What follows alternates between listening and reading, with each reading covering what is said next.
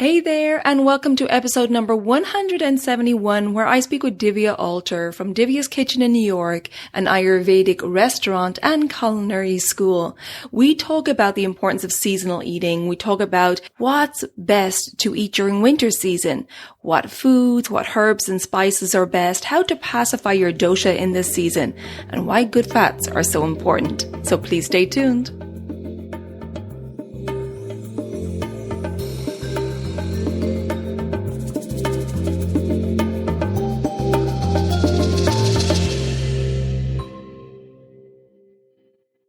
Hello and welcome to the Elements of Ayurveda podcast. I'm your host Colette, and I hope to educate and empower you to take charge of your health and well-being, preventing disease in the body and mind so that you can thrive in life. I will be sharing the holistic teachings of Ayurveda, the ancient healing tradition from India. I will also discuss topics like yoga, which is the sister science of Ayurveda, health and wellness, nutrition, fitness, and mindfulness practices, as well as interviewing lots of inspiring people along the way. My humble wish is to help you to connect to your true nature, to Mother Nature, and to help you to connect to each other. If you're new to Ayurveda, I recommend that you start by listening to the first couple of episodes where I do an introduction to Ayurveda and the mind-body types. Now, if you like the content, please subscribe to the show so the new episodes will automatically download for you to enjoy. I've also set up a new private community away from social media on my new website, Elements Healing and Wellbeing. Now, this community provides a safe space for like-minded people to come together, to connect, to share, and to support each other. And I have many other perks in this community as well, so check it out. I'll put the link in the show notes or visit my website, elementshealingandwellbeing.com, and just click on the community tab in the menu. I hope you can join us. I'm looking forward to a lot more in-depth connection and conversation over there. And now, here's the show. Hello and welcome back to the Elements of Ayurveda podcast. Today I'm very happy to introduce you to Divya Alter. She is a certified nutritional consultant, educator, and chef in the Shaka Vansiya Ayurveda tradition. She is the co-founder of Bhagavat Life, the only Ayurvedic culinary school in Manhattan, and North America's first Ayurvedic chef certification program. She and her husband Prentice also own Divya's Kitchen, an Ayurvedic restaurant in Manhattan. Divya is the author of What to Eat for How You Feel, the new Ayurvedic Kitchen, which is published by Rizzoli in 2017. And the book is now in its 7th print, along with a new German edition. Divya, it's a pleasure to have you on the podcast. Thank you for joining us today. Thank you for having me, Colette. Well, Divya, I've heard so much about you, and several people have said you have to talk to Divya. So I want to know more about you before we get into chatting about food. How did you become interested in Ayurveda and particularly Ayurvedic cooking? What was your journey there? Well, what brought me to Ayurveda was my own struggles with my health. Mm-hmm. I was feeling well, and when you have this sense of you're not feeling well, but when you go to a doctor, they say there's nothing wrong with you. Yeah. So that's how it started for me. And I really became more immersed, especially when I lived in India and studied there for 5 years. And the local doctor was an Ayurvedic doctor. And every time I wasn't feeling well, I would go to him and he would always tell me what to eat and what not to eat. And I would say, well, why is this so important? So he said, because no matter how many medicines I give you, if you eat the wrong diet, it's not going to help you. Mm-hmm. So this is how I started. I was already trained as an ashram cook, which is my cooking training and journey began. Living in Bhakti Yoga ashrams for many years before. But when I first met my first Ayurvedic doctor in India, he really started teaching me how to understand food for its healing properties and its effect on the body, not just how it tastes and how we enjoy it. And I was so impressed by the results of truly using food as medicine, also in a very delicious way. Right. So And then I was so impressed by the improvements and how Ayurveda worked for me. And then later on, when I moved to the United States, I was fortunate to meet my main Ayurveda teacher, the successor of the Shakavansya Ayurveda lineage. His name was Vaidya Ramakant Mishra. And I was very impressed also by the authenticity of his presentation and application of Ayurveda, but also how to apply it to the modern times, like our conditioning today, especially in America. So he's helped me tremendously overcome an autoimmune disease. And also he was a really good cook. And like he was the only Vaidya, the only Ayurvedic doctor that I've met in my lifetime who spent so much time training his students. I became his student, training his students in how to cook, like the actual practical aspects of cooking with spices, cooking methods, and different things. So I fell in love with this type of cooking, and I decided to dedicate my life to sharing it with other people. Beautiful. And it's so empowering, isn't it, as well, to think of that your own food that you're making, you're putting your energy into making is your medicine, and that you have the power to determine your health and your well-being via the food and how you cook it and what you're using. Yes, and it has a tremendous effect on our body, on how we feel physically, but also how we feel mentally and emotionally. Absolutely. So thank you for sharing that. That's such a great story. And I'd like to talk now about, eating in season, which is really important in Ayurveda, and eating locally and what's seasonal, because what's seasonal is what's pacifying for our body in general, and Mother Nature gives us this great medicine. So let's talk about the current season in the Northern Hemisphere, which is obviously winter we're in now, and what's in season at this time of year.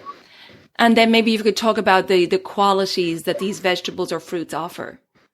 Yeah, sure. Well, it's very interesting how Ayurveda speaks about food compatibility and food incompatibility. And by this, the sages of Ayurveda didn't just mean like don't combine protein and starch, for example. They didn't mean just the chemical compositions of foods, but they also meant compatibility in terms of place, in terms of season, in terms of time of day. So, and that's really important to consider as well. So there are 18 different categories of compatibility. And the first two are place or geographical location. It's called desha in Sanskrit. And then the second is kala. Kala can mean season. It can mean time of day, or in general, when you're having your meals. And so I think when you talk about season, you always have to consider the geographical location, right? Absolutely. And when you have different regions, then the temperatures are different, the climate is different. So both of us, we live in the northern hemisphere, northeast of the United States. And right now we're really going into the late stage of winter. So like Ayurveda kind of classifies winter divides it into two parts, early winter and late winter, because our physiology slightly changes, our energetics slightly change during the winter.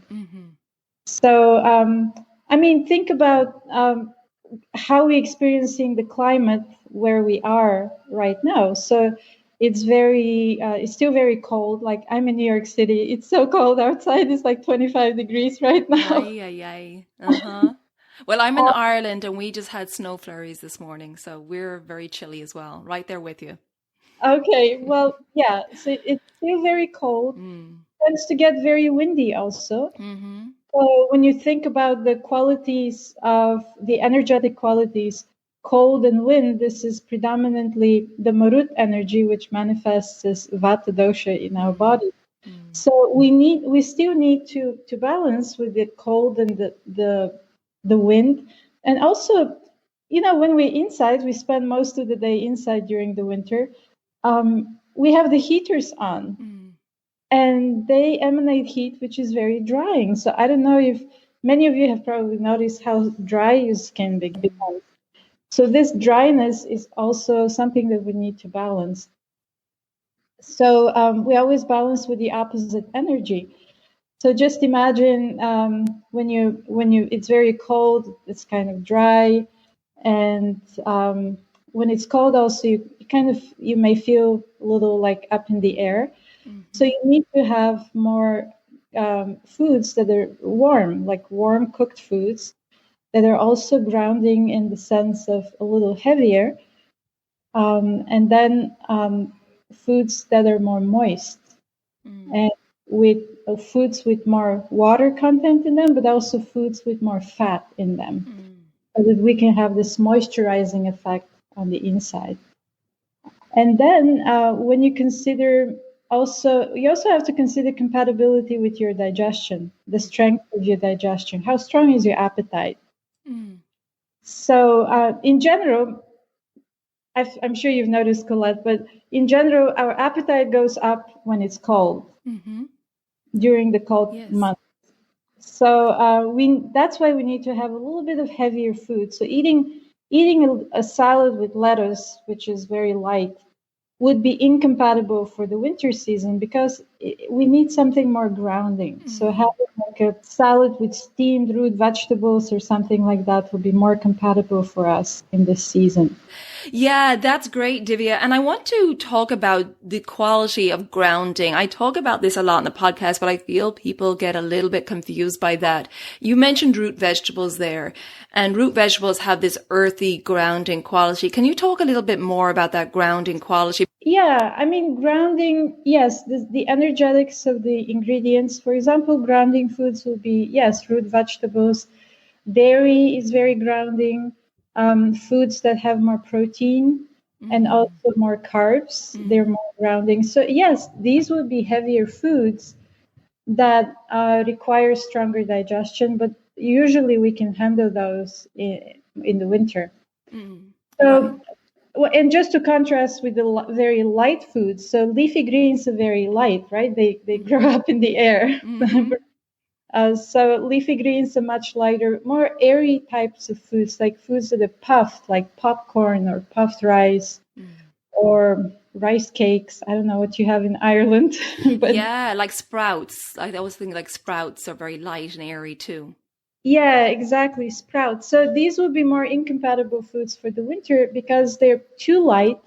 So they will not satisfy us. Like when we have strong digestion, like really strong, imagine you have a strong fire and you just feed it with little twigs. It's not going to be satisfied. Right. You have to put heavier logs of wood. So we need to have something that's really compatible, that will make us really satiated and will feel satisfied. If you eat your meal and then your stomach is full but you don't feel satisfied, you feel something is missing, that something was not very compatible in your meal. Absolutely. And when you mentioned the principle earlier that like increases like and opposites pacify. So we're bringing in those opposite qualities of this time of year. Yeah, and always. Absolutely. And always. Exactly.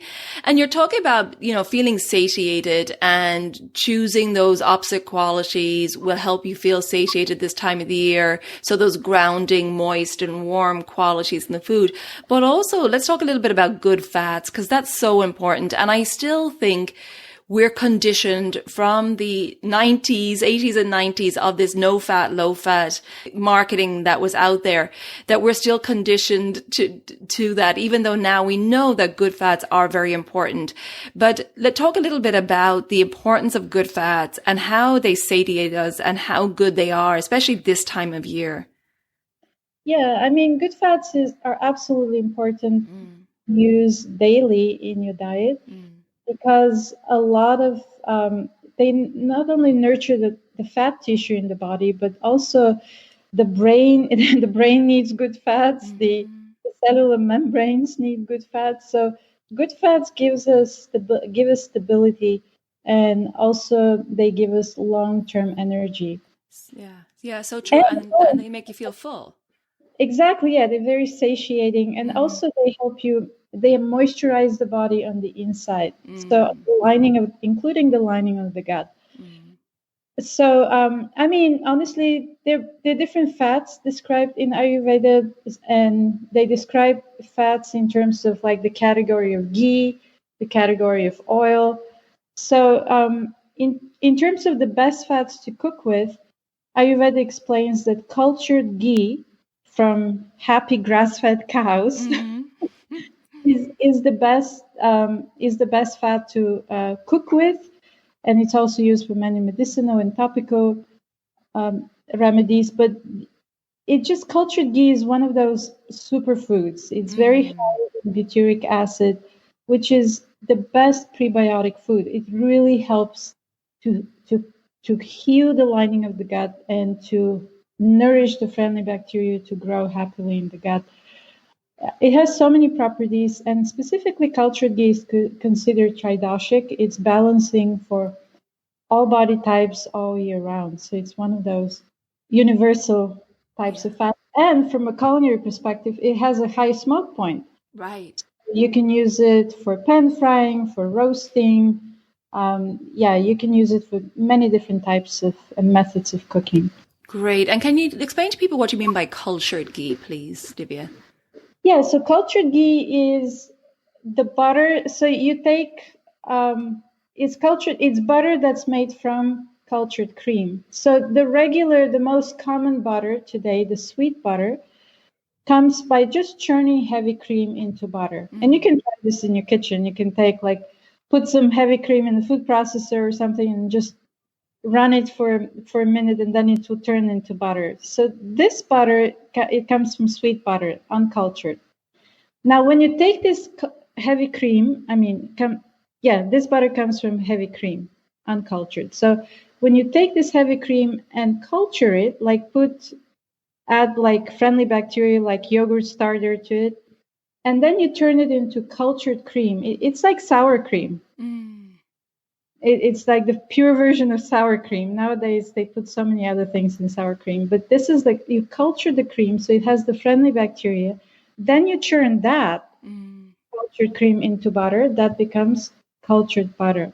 So the cultured cream is much lighter in terms of the fat of the cultured cream travels in the body much easily. It's because of the fermentation, it lightens the fat. Right, it's got more subtle properties, I guess. Yeah. And it travels much easily in the body. It doesn't get stuck. It doesn't help you gain weight. Like some people say, I don't need ghee because it makes me gain weight. The ghee from regular sweet butter will make you gain weight. But the ghee from cultured butter will help you restore your natural weight. So I've seen a lot of people who have excessive fat. The cultured ghee helps them cleanse their fat tissue, and they lose fat naturally without gaining it back. Wonderful. So looking for the cultured ghee, and that should be written on the jar of ghee that you purchase. It should be, yeah. At Divya's Kitchen, we make our own cultured ghee, and we sell it actually. You can purchase it from divyaskitchen.com/shop. So we culture we get local grass-fed cream, and we culture it ourselves, and then we churn it ourselves into butter. Wow, that's and then amazing. We cook it in. So we produce this ghee because it's extremely medicinal, and it's so light. It doesn't. It's not very greasy. It's just amazing how it's very, very tasty. Beautiful. And stay tuned to the end, listeners, because we have a special discount on Divya's products. So stay through to the end to get that discount code. The other great fat to cook with, and you can cook with it, is high quality olive oil. Some people say, olive oil has low smoke point and you shouldn't cook with it. But the latest scientific research shows that if you have high quality olive oil, and I mean really good quality certified olive oil, then you can actually cook with it, and it's excellent for your health. So I recommend, one of the fat I recommend people to avoid during the winter is coconut oil, because it's the most cooling. It has a cooling metabolic effect, and it's not very conducive. It's not very suitable for the cold winter months. It's great in the summer, but try to avoid it in the winter. Great tips there. And thank you for mentioning about olive oil, because I do feel people get confused with that and they're thinking that they can only use it on, on salads and so on. So it's great that to learn that the latest science is that it is fine. Good quality olive oil is good for cooking. Yes. That's wonderful. Great. Okay. So now I'd love to talk about the certain type of cooking methods that are best in winter time. Yes. So again, predominantly our food in the winter is more suitable if it's cooked because it's warm, it's moist, and we need to have more moist food. So that's why we crave soups in the winter, right? They feel so good. It feels so good when you eat a soup or a stew in the winter because it's very balancing. That's why we tend to enjoy it more. We tend to make it more. I like also sautéing. So sautéing is when you cook in an open pan.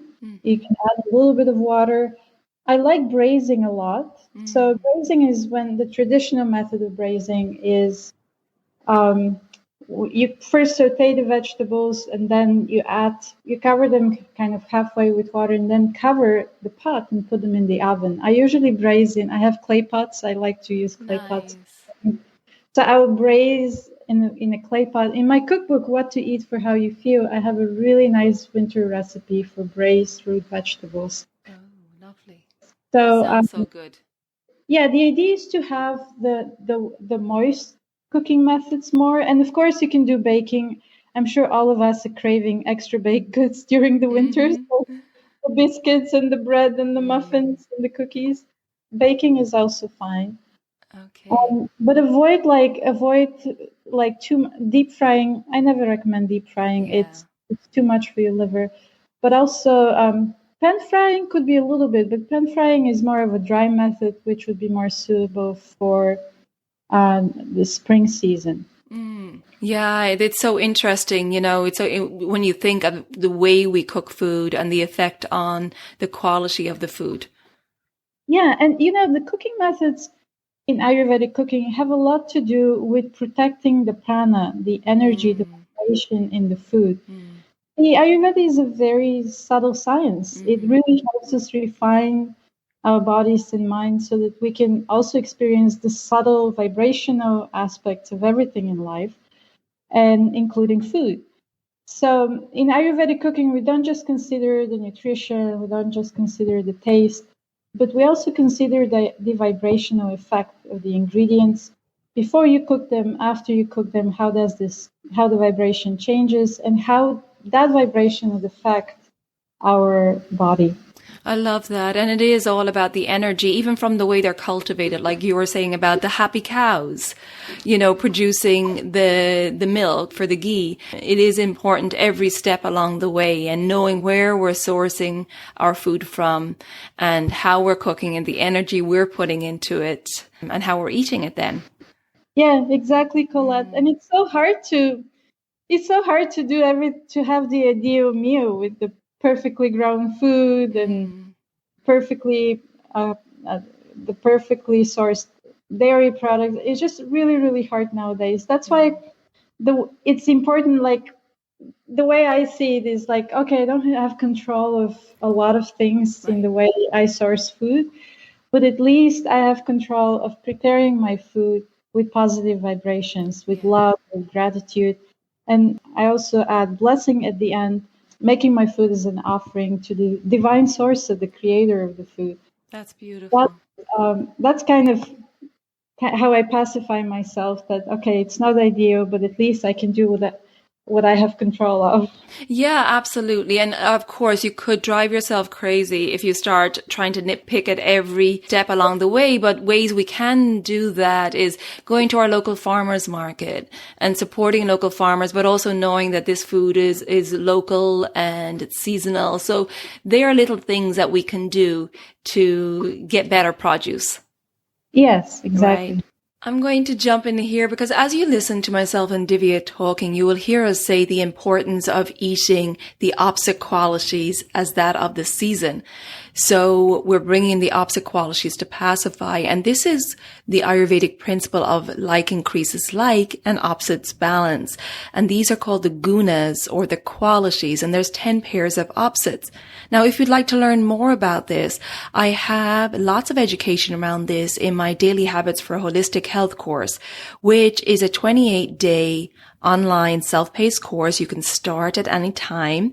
And in this course, we'll talk about this foundation of Ayurvedic healing, the principle of opposites, and how to become your own healer using your food, your self-care practices, your routines, and so on to bring in those opposite qualities to keep your body and mind in balance, preventing dis-ease physically or mentally.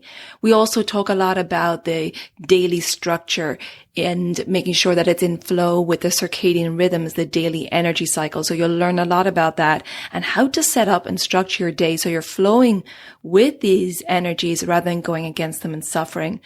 I also talk a lot in this course about the mental gunas, the qualities of sattva, rajas, and tamas, and how to maintain positive mental health. And we also talk a lot about connecting to your intuition, trusting that inner guidance, connecting to your true nature, and living a positive and fulfilling life. So if you're interested in checking out this 28-day online course, just click on the link in the show notes or visit my website, elementshealingandwellbeing.com, and you'll find it under programs. And now let's get back to my conversation with Divya. These are all great tips. And now we covered the cooking methods. I'd love to talk about seasonings. This is a big one in Ayurveda. And what seasonings should we be using this time of year and why? And of course, it will depend on each dosha type as well. Yeah, I mean, this is what seasoning and spices and like herbs and spices, this is what really sets Ayurvedic cooking apart from any other type of cooking, because in Ayurveda we use spices and herbs not just for their taste but also for their medicinal properties. So they're very powerful. That's why we use them in small amounts, right? Yes. But they're excellent. I see them as the best balancing factors. So you could add more heat to your food by adding warming spices like ginger, and I use green Thai chilies. I would create more warmth by adding cinnamon or cumin. I love using the black cumin, the nigella seeds. They're called kalonji. In the winter, I use a little bit more ajwain. Ajwain is another very powerful spice that's also heating. Fenugreek is another warming, heating spice. So you can create more heat. And what also, the heating spices, what they also do physiologically in the body is that they call channel openers.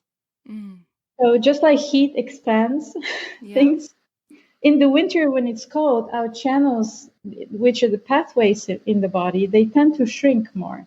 So in having those warming spices will also keep our body more open and allow for better circulation of nutrients, of energy, and everything else. And so cooking of spices, when you're starting, just say you're doing this braised dish you were talking about in the clay pot and putting it in the oven with the root vegetables, do you start by sautéing the spices in a little fat? What's your process, or does it differ depending on the cooking method? Well, yeah, it differs. So you can just make a simple soup by just using the boiling method of cooking with spices, which is just put them in the water. Or you can first heat an oil, like a cooking oil. Usually ghee is best for that. You heat some ghee and then toast the spices in the ghee until they release their aroma and they darken. Or if you're using fresh ginger or chilies, they crisp up. And then you add the vegetables and saute them. And if you're braising, after sauteing them for a while, then you can add hot water. Vegetable stock is even better than water. And I usually cover the braised vegetables. Like, I don't cover them fully. Like, I would add enough water to have the vegetables submerged like halfway, water stock. And then I'll bring that to a boil. like soft boil, and then I would cover it tightly. Some cooks, they like to even put parchment paper first on top, and then put the lid, and then put it in the oven. So like trapping the steam. Yeah, and I love braising because it just, the vegetables keep their shape, they don't get mushy, but they just, when you eat them, they just melt in your mouth. It changes the texture to such a comforting. It's just so comforting to eat braised root vegetables. They really, and it also kind of, the flavors got all locked in. I like to use a lot of fresh herbs also when I braise. Like I would make a little bouquet with fresh herbs, like depending on the vegetables, I would use thyme, parsley, sometimes I would use tarragon, and then put it inside, and it's really, really tasty. That sounds lovely. Sounds so good. And so then when you're braising, then it's at a lower heat for a longer time. Is that correct? Yes. Okay. So, I mean, usually the oven would be not more than 350 degrees Fahrenheit. And then it depends on how hard the vegetables are, but usually they're done within 30 to 40 minutes. Okay, great. Okay, I have another question now because I'm thinking of the listeners and what they would be asking too. So a lot of times when I'm doing my consults, it's, busy parents. So they're cooking for their children and they only want to do one meal, which is totally understandable. So oftentimes I will suggest, cook the family meal and then for your portion, cook off the spices and a little bit of ghee, spices that are balancing for your dosha that you're trying to pacify, and then add that to your portion of food. Would you have any tips or other suggestions there? Well, Colette, that's an excellent advice. So you can definitely do that. You can have like individual spice blends that are added at the end. What I also like to do is you could have side dishes of different dominant tastes. So I like to make like a sauce or a chutney, which is more spicy. Right, that's a good idea. More pungent. So somebody who has, who really needs to have more pungent foods, they can just add some more sauce on top of their food and they will be happy. That's a great idea. And then you can tailor the sauce or the chutney to what using the seasonings that your particular dosha requires. Exactly, yeah. Or you can also have like, especially in the winter, it's good to have like a pickle, which is a fermented vegetable, and because it helps increase, it also helps break down heavy foods. So you can have a little pickle on the side. Usually pickle, if it's not very pungent, is good for balancing vata dosha because it's more sour. So now that we're talking about pacifying the different doshas, I'd love for you to give us an example of a dish that you would cook to pacify each dosha type. What winter dish would you pick for them? Okay, so I can give you two examples. I can give you an example of how you can cook one dish and customize it for, let's say you have three family members.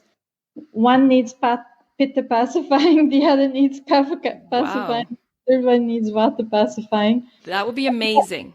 I know you don't want to go crazy like cooking three different meals for the family. Right. So let's start with that because see, this is where, in general, in the winter, it's important for all doshas, or all body types, I should say, for all people with different body types to still eat local and seasonal ingredients, right? So you would still have more root vegetables.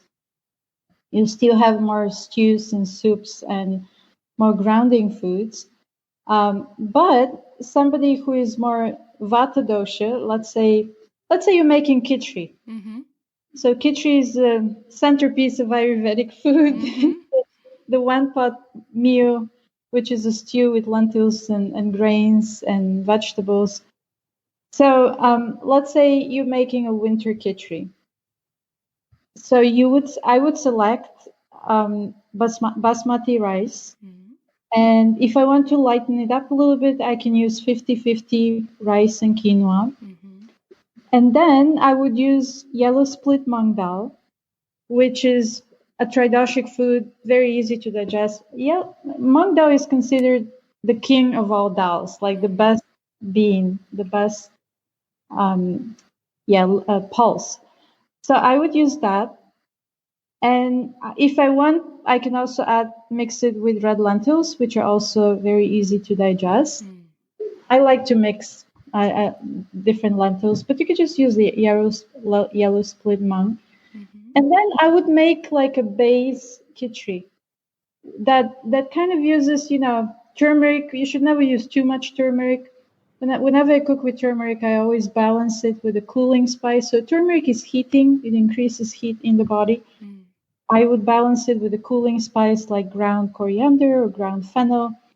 So let's say I would add some ground coriander, and I would add some fresh curry leaves, which I really love. I grow them myself at home. So I always have fresh curry leaves. They're really good for your digestion, really good for your liver, very aromatic. And I would add some ginger. So whenever you cook lentils, it's always good to add some fresh ginger. I usually sliver it into thin, like small matchsticks. And ginger helps reduce the gassy effects of lentils. And it also really helps digestion and circulation. We really need a lot of ginger, especially in the winter, because it keeps our circulation going, our channels open. So ginger is great for the winter. It reduces sluggishness, it reduces phlegm and mucus. Like that. So this will be, so these are spices that are kind of balancing for everybody. Right.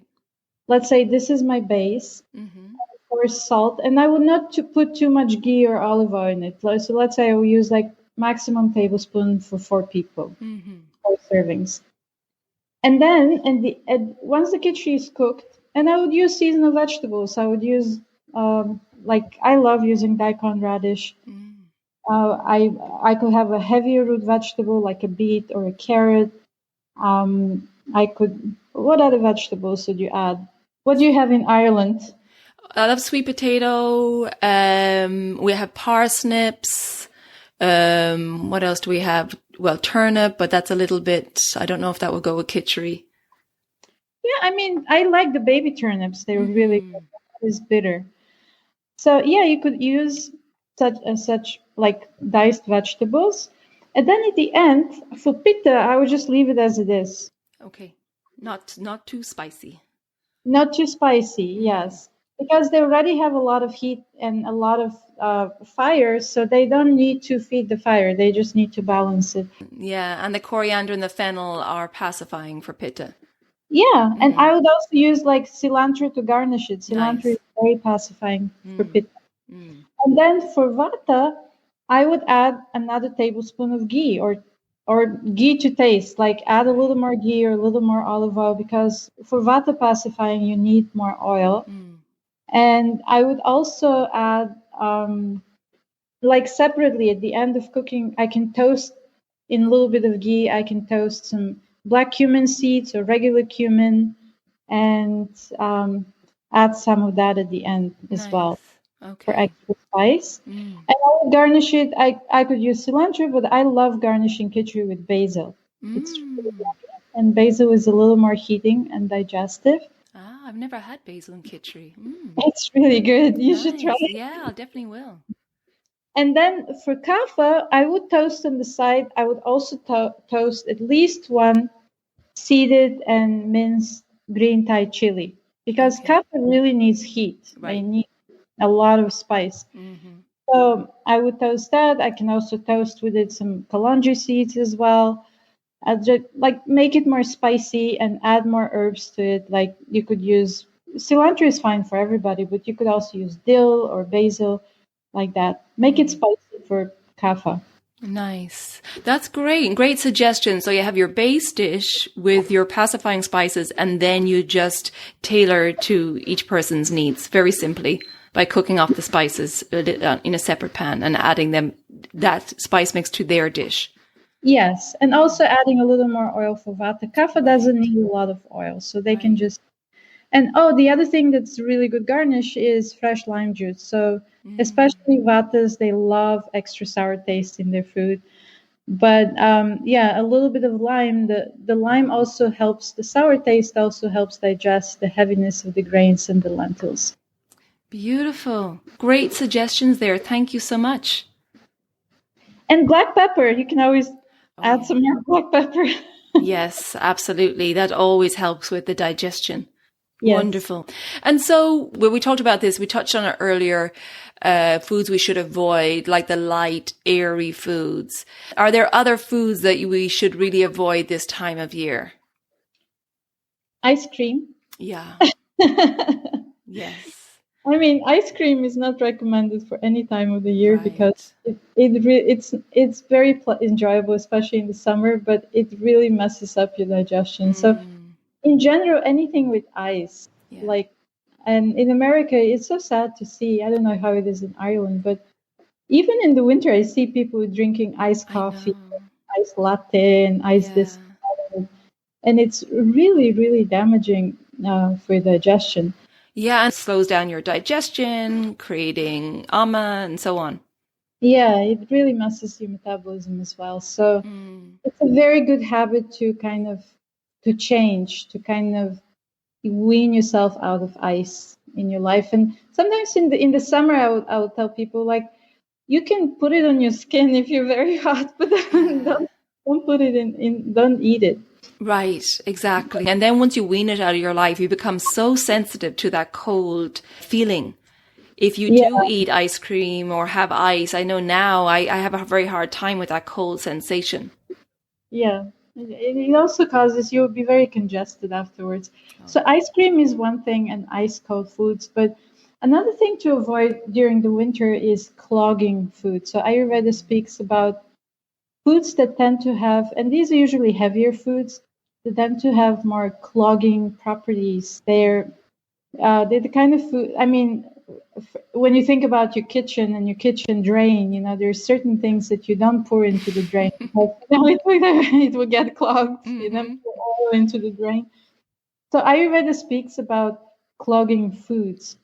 And because our channels tend to shrink in the winter, so in the cold season, so we need to avoid foods that will kind of get stuck and start to ferment and cause more toxicity in the long term. So, for example, pumpkins, like the orange pumpkins, the orange flesh squashes, they usually tend to be more clogging.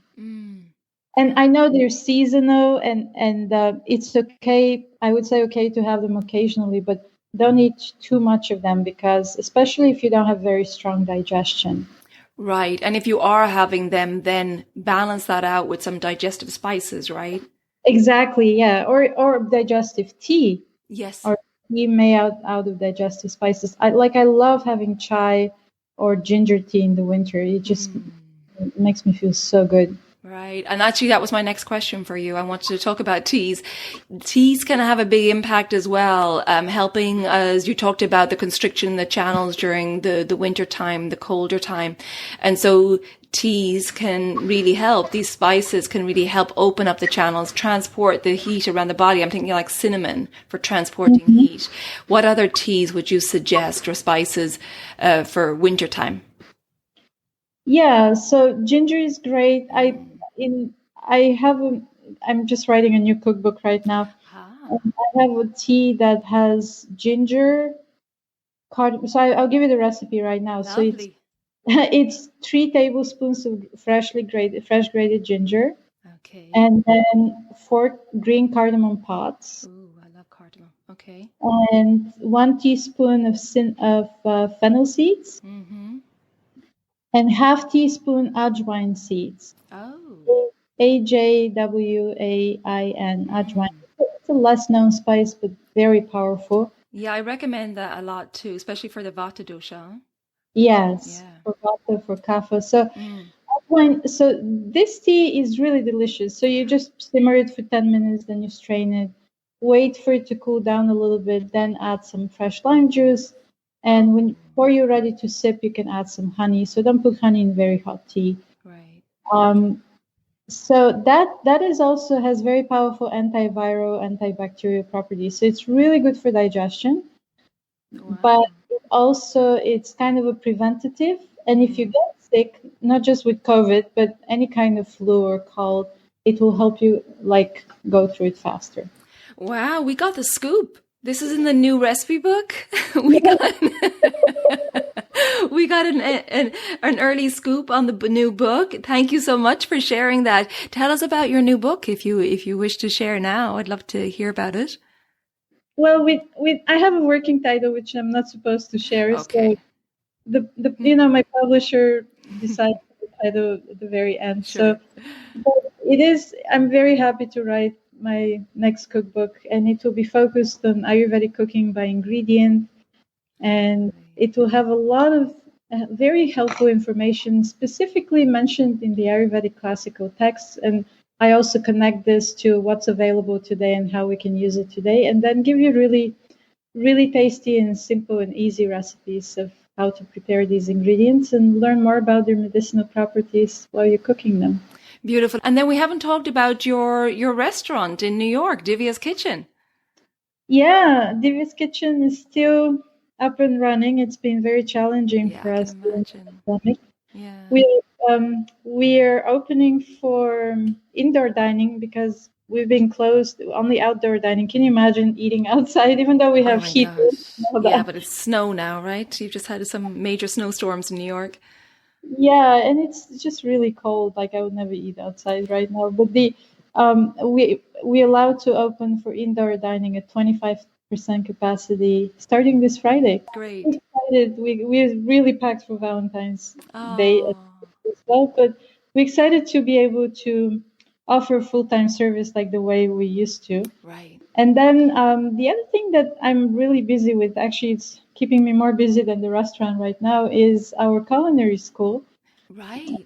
In Bhagavat Life. So we used to do an Ayurvedic chef's training called Ayurvedic Nutrition and Culinary Training for the past 4 years, all in person over 9 months. It's like an intensive training. But because of COVID, we kind of divided it into 2 parts, foundations and professional. And now the foundations, we transferred to teach it entirely online. Oh, great.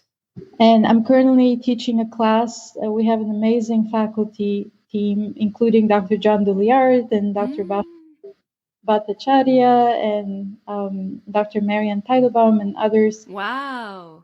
That's a great team. It is. It's been really amazing. And I'm learning so much from them. And we're starting a second round, another class of the online foundations training in April, and we still have a few seats left. We're more than half full now. Wow, that's an online training. How long is that foundations course? It goes from April until August. That sounds amazing. Yeah, right now we have 35 students from all over the world, including Europe, Iceland. I have a student from Iceland. Love it. That's great. Spreading this Ayurvedic wisdom. And so where can people find out more about that? So you can go to our website. Our school website is Bhagavat Life. I mean, that's the name of the school, but B is in boy, bvtlife.com. B is in boy, V is in Victor, T is in Tom, life is in life insurance, bvtlife.com. And you can click on certification program. And also we're teaching regular, just in individual classes. Like I'll be teaching a detailed class on food compatibility in the beginning of March, for example. Lovely. So, and that's online as well. Yeah, everything is online right now because. Right. But that's great though, because you're able to open it up to so many more people. Yeah, it is great. We've been able to serve so many people who always wanted to study with us, but they couldn't come to the city. So it's nice to meet all of them and be of service. Lovely. And so we talked earlier, we gave a little tip that to hold on till the end because we have a special discount. Can you tell people about the discount that you're offering very generously and where they can go to use that discount? Yes. So during the many months of pandemic this last year, we developed Ayurvedic culinary products and we opened an online shop, which is divyaskitchen.com/shop. So when we were closed for 2 months, we were completely closed. The restaurant was completely closed. The school was closed. I was like, what should we do? So I started writing my new book, but I also created 4 types of Ayurvedic khichdi meals. So it's like a meal in a packet. Wow. We take the lentils and the grains, we wash them, we soak them, then we wash them thoroughly, and then we dehydrate them again. And then we mix them with 4 different types of spices. And it's all you have to do is just pour the contents of the packet in boiling hot water, and you have khichdi ready in 15 minutes. Love it. So it's very convenient, especially when you don't have much time to cook, or you're not feeling well, and or if you're just a busy mom and you're trying to multitask and do so many things. I use them a lot because I'm so busy right now with teaching and writing. Right. And, and then you get hungry and you're like, oh. I know. And your Agni's like, I'm not going to wait until for, half an hour, 45 minutes for you to cook something. Yeah, so this is a very low maintenance, and it's so delicious and so nourishing. And of course, we have our Ayurvedic cultured ghee there, and we also have a sauce, raisin cranberry sauce in a packet. And also a soup, our soothing mung soup, which is like a dal, yellow split mung dal soup, which is also delicious. So we're offering a 15% discount for your one-time purchase. And the code is the name of the podcast, Elements of Ayurveda, 15. So you're welcome to use this code with your first purchase, and I hope you enjoy our products. Oh, that's so generous. And I will put that code in the show notes along with the bvtlife.com and divyaskitchen.com. It's okay, Divya, now that we're all hungry, you got us all thinking about food. But I just want to thank you so much. There was so much great information here. I really appreciate you taking the time out of your busy schedule to chat with us today. Me too, Colette. Thank you so much. It's a pleasure and an honor to be with you, to be in your presence. I really admire your long-term commitment to helping people heal, but also helping people learn more about Ayurveda so that they can heal themselves. You're doing amazing work. Thank you, Divya. I appreciate that. And thank you for all the work you're doing in the world, bringing the importance to cooking, how we're cooking, treating the ingredients with respect, and letting people know that it's a whole medicine in itself. Yeah, very kind of you. Thank you. Okay, Divya, listen, take care of yourself. It's exciting that you're getting to open back up Divya's Kitchen, and best of luck with your writing of your book, and the school just sounds amazing. I look forward to chatting with you again soon. Yes, me too. Take care, Bye-bye. Divya. Bye for now. Bye. I hope you enjoyed that conversation with Divya. She gave such great information, great tips, very generous in sharing there. And check out the show notes for that special 15% discount on Divya's shop, and also the links to bvtlife.com as well as divyaskitchen.com. If you think that this episode will be helpful to family or friends, please share it with them so we can share this wonderful wisdom of Ayurveda cooking and the importance of food as medicine. If you haven't subscribed to the podcast, please do so the new episodes will automatically download for you. And if you would like to rate and review the podcast wherever you listen to your podcast, I would truly appreciate that. If you're looking for some support, don't forget I offer online consultations, at-home cleanses, and I also have that Daily Habits for a Holistic Health course that you can join at any time. You can check out those links in the show notes or on my website, elementshealingandwellbeing.com. Thank you for your support, for tuning in. Take good care of yourself. Be well. And until next time, bye for now. Slán go fóill.